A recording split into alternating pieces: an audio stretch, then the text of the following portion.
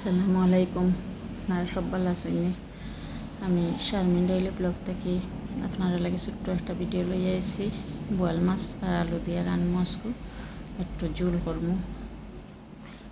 বোয়াল মাছটা পালা হরিয়া লবণ দিয়া দই লইলাম, পরিষ্কার করলাম আর আলুরে কাটি কাটি লবণ মরিচ মাখাইয়া আর দিলাইছি তাওয়ার মাঝে তেলও বাজি লাইলাম।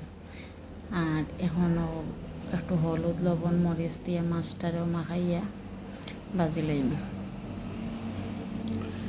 বাজিয়া বেলা করিয়া তারপরে মাছ বাজাত বয়াইছি, আলুটাও বাজি লাইছি, মাছটাও বাজা হয়ে যার উল্টাইয়া পাল্টাইয়া এতটা বাজা লাগে।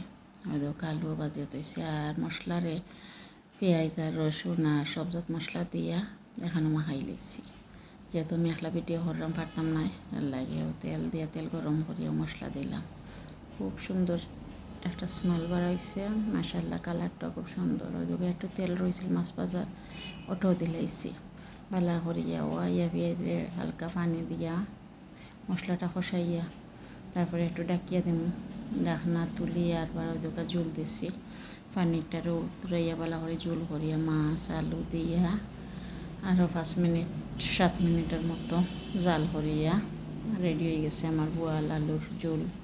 খুব সুন্দর হয়েছে, দেখো খুব মজাও হয়েছে। আপনারা সবে করিয়া খাইবা, সহজ রেসিপি। আর আমার ব্লগ দেখবা, সাবস্ক্রাইব করবা, লাইক কমেন্ট করবা, ভালো থাকা। ওকে, আসসালামু আলাইকুম।